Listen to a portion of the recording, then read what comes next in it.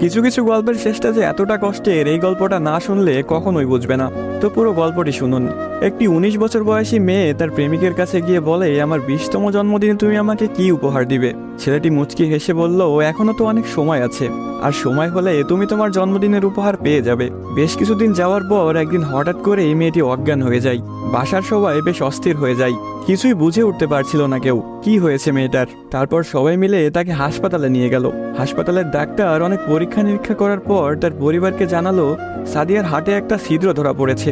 এখন যদি খুব তাড়াতাড়ি হার্ট পরিবর্তন না করা হয়, তাহলে হয়তো সাদিয়াকে আর বাঁচানো সম্ভব হবে না। সবাই এই কথাটি শুনে কান্নায় ভেঙে পড়ল। সাদিয়ার মা বাবা কিছুতেই মেনে নিতে পারছিল না।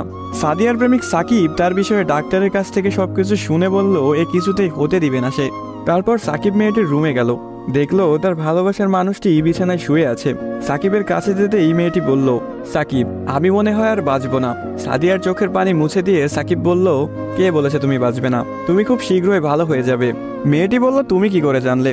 ডাক্তার তো বলেছে আমার হার্টে একটা ছিদ্র ধরা পড়েছে, আর আমাকে বাঁচানো সম্ভব না। ধুর পাগলি, তোমার কিছুই হবে না, দেখো তুমি ভালো হয়ে যাবে। এভাবেই বেশ কিছুদিন যাওয়ার পর সাদিয়া সম্পূর্ণ সুস্থ হয়ে যায় এবং বাসায় ফিরে যায়।